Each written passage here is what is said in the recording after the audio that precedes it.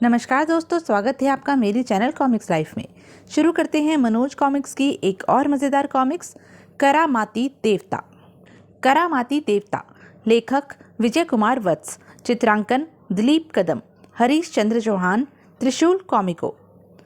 आपने मौत की साजिश में देखा कि सूरतगढ़ राज्य बहुत खुशहाल था, पर एक दिन वहां दुख का साम्राज्य हो गया और सुख को वहां से जाना पड़ा।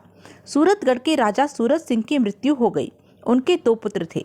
बड़े पुत्र का नाम अजीत सिंह व छोटे का जीत सिंह।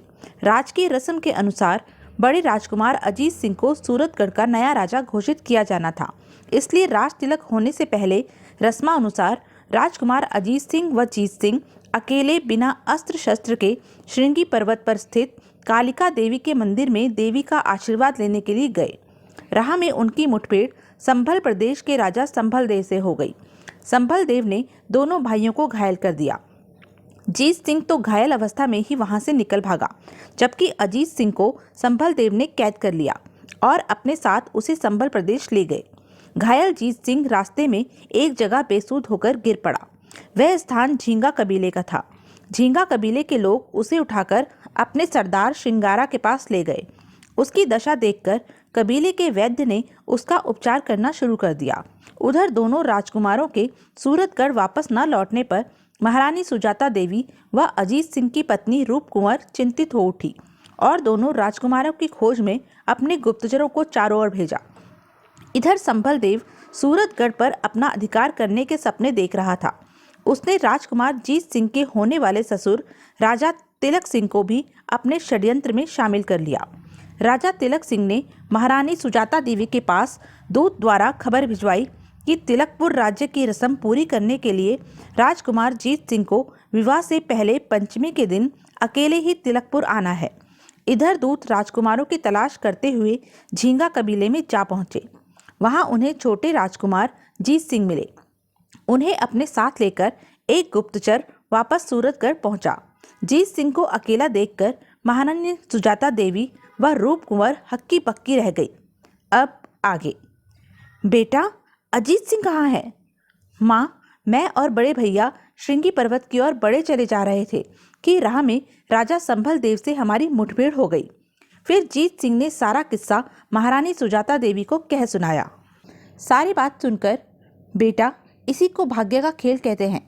जो एक दिन सूरतगढ़ का राजा बनने वाला था, आज संभल देव का बंदी है। पता नहीं अजीत सिंह संभल देव की कैद में कैसे दिन काट रहा होगा। माँ, तुम फिक्र ना करो, मैं शीघ्र ही भैया को छुड़ाकर ले आऊँगा। मैंने उनसे चलते चलते कहा था कि अपने जिद्दी स्वभाव के कारण राह में किसी से टकरा ना बैठना। आखिर वही बात हुई जिसका मुझे डर था। हे भगवान, अब क्या होगा? सहसा महारानी सुजाता देवी को कुछ याद आया। बेटा, तुम्हारी अनुपस्थिति में तुम्हारे होने वाली ससुराल तिलकपुर से राजा तिलक सिंह का पत्र आया था। राजा तिलक सिंह का पत्र? क्या लिखा था उन्होंने पत्र में? उनके यहाँ की रस्म के अनुसार विवाह से पहले तुम्हें एक बार अकेले पंचमी के दिन अपनी ससुराल जाना है। माँ, सबसे पहले तो मुझे भैया को राजा संभल देव की कैद से छुड़ाने संभल प्रदेश जाना है। मैं भला अभी तिलकपुर कैसे जा सकता हूँ? पर बेटा, मैं तो राजा तिलक सिंह के दूत को वचन दे चुकी हूँ कि तुम पंचमी के दिन तिलकपुर पहुँच जाओगे। ठीक है माँ, मैं आपका दिया वचन झूठा नहीं होने दूंगा। पहले मैं तिलकपुर जाऊंगा, उसके पश्चात बड़े भैया को संभल देव की कैद से छुड़ाने के लिए संभल प्रदेश जाऊंगा। बेटा, पंचमी परसों ही है। तिलकपुर राज्य यहाँ से काफ़ी दूर है, इसलिए तुम्हें आज ही वहाँ के लिए प्रस्थान कर देना चाहिए। ठीक है माँ, मैं अपने जाने की तैयारी करता हूँ। भाभी, उदास न हो, मैं तिलकपुर से 2-3 दिन पश्चात वापस आ जाऊँगा और अपनी सेना को साथ लेकर संभल प्रदेश जाऊँगा। भरोसा रखो, मैं बड़े भैया को सकुशल संभल देव की कैद से छुड़ा लाऊंगा। मुझे तुम्हारी योग्यता व वीरता पर पूरा भरोसा है देवर जी। कुछ देर बाद, अच्छा माँ, अब मुझे आज्ञा दो। जाओ बेटा, लेकिन एक बात याद रखना, सूरतगढ़ पर इन दिनों दुख व संकट के बादल मंडरा रहे हैं। तुम्हें शीघ्र ही तिलकपुर से वापस लौटना है और अजीत सिंह को छुड़ाकर लाना है। माँ की आज्ञा पाकर जीत सिंह घोड़े पर बैठकर तिलकपुर की ओर चल दिया। इधर सूरतगढ़ की सीमा पर एक बार फिर सुख और दुख का आमना सामना हुआ। दुख भैया, राजकुमार अजीत सिंह का अपहरण हो चुका है। अब भला और क्या बुरा होने को बाकी रह गया है?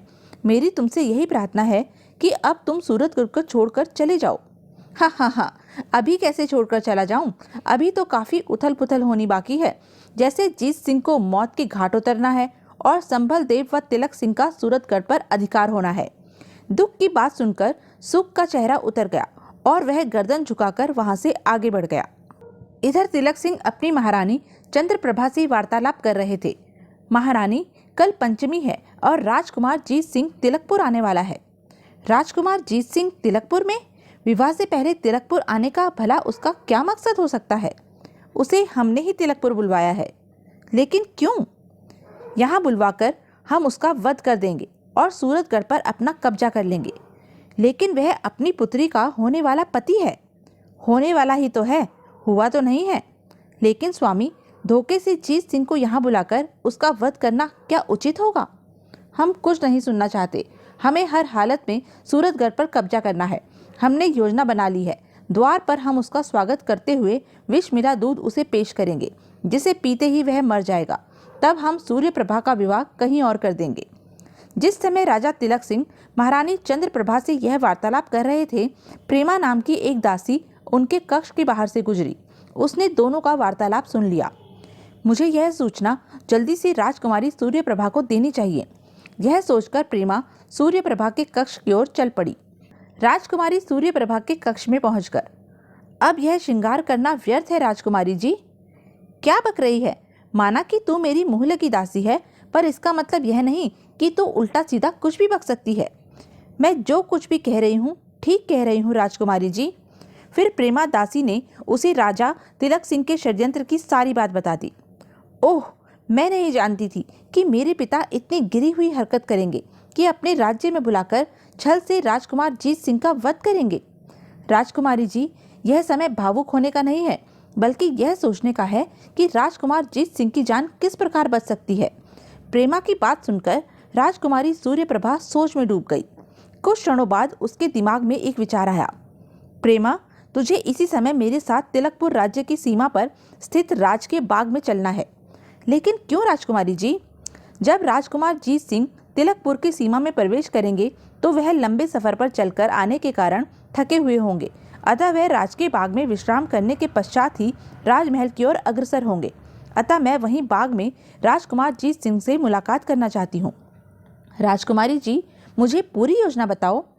तब राजकुमारी ने उसे अपनी पूरी योजना बता दी और उसे अपने साथ लेकर राजा तिलक सिंह के पास पहुंची। आओ बेटी आओ। पिताजी, मैं प्रेमा को साथ लेकर राजकीय बाग में घूमने के लिए जाना चाहती हूँ। ठीक है बेटी, मैं कुछ सैनिकों को तुम्हारे साथ भेज देता हूँ। नहीं पिताजी, मैं सैनिकों को साथ लेकर नहीं जाऊंगी। मैं केवल प्रेमा को लेकर जाना चाहती हूँ। जैसी तुम्हारी मर्जी बेटी। धन्यवाद पिताजी। जब सूर्यप्रभा प्रेमा के साथ वहां से जाने लगी, बेटी, कल राजकुमार जीत सिंह तिलकपुर आने वाला है, अतः प्रातः तक वापस अवश्य लौट आना। जी पिताजी, कहकर सूर्यप्रभा कक्ष से निकल गई और प्रेमा के साथ राजकीय बाग की ओर चल दी। प्रेमा, राजकुमार जीत सिंह जब मेरे पिता की करतूत के बारे में जानेंगे तो वे अपने मन में क्या सोचेंगे? महाराज, राजकुमार जीत सिंह जी के साथ जो कुछ भी करने की सोच रहे हैं वह सचमुच ही अनुचित व शर्मनाक है। कुछ ही देर में दोनों राजकीय बाग में जा पहुंची।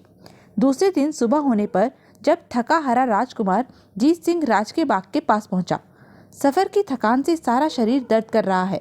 मुझे कुछ देर इस बाग में विश्राम करने के पश्चात ही तिलकपुर राज्य में प्रवेश करना चाहिए। ऐसा सोचकर जीत सिंह घोड़े से उतरा और बाग के द्वार में प्रवेश कर गया। आओ राजकुमार, आओ, हम आपकी ही प्रतीक्षा कर रही हैं। कौन है आप? मेरा नाम सूर्यप्रभा है। मैं आपसे मिलने के लिए ही इस बाग में ठहरी हुई हूँ। मैं आपको एक अत्यंत गोपनीय सूचना देना चाहती हूँ। कहो राजकुमारी। मैं चाहती हूँ कि आप तिलकपुर न जाएं और यहाँ से वापस लौट जाएं।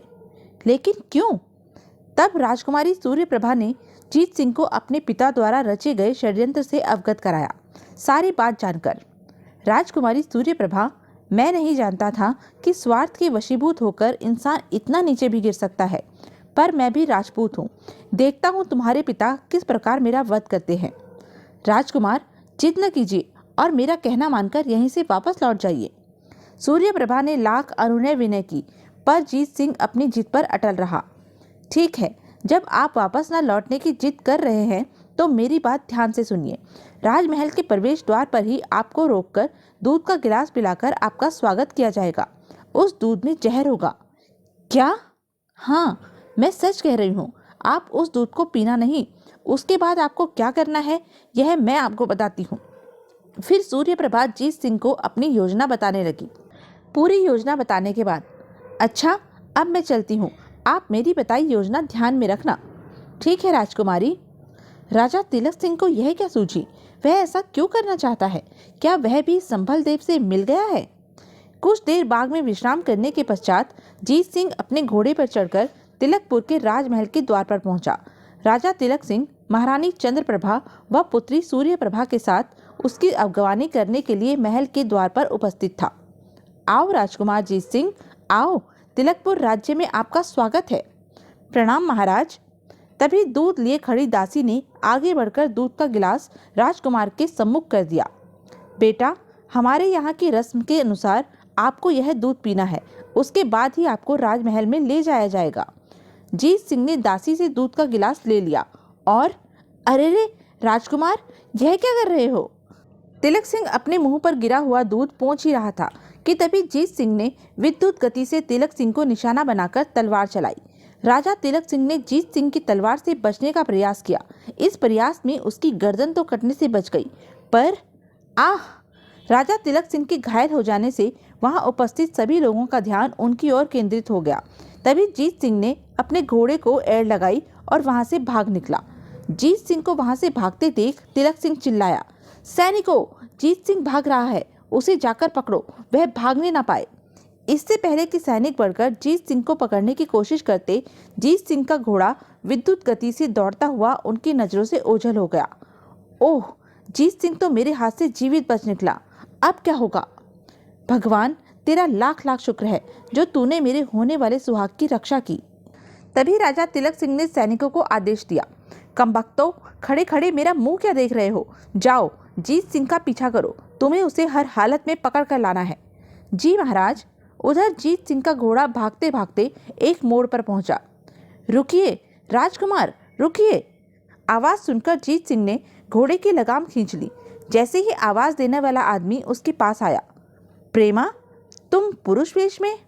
हाँ राजकुमार, मैं राजकुमारी सूर्यप्रभा की योजना के अनुसार अब आपको मेरे साथ राज्य की सीमा पर स्थित गुलाबी महल में चलना है।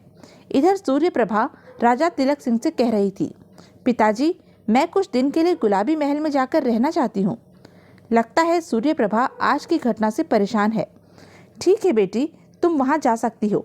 गुलाबी महल में जाकर रहने से तुम्हारा मन भी बहल जाएगा। शुक्रिया पिताजी।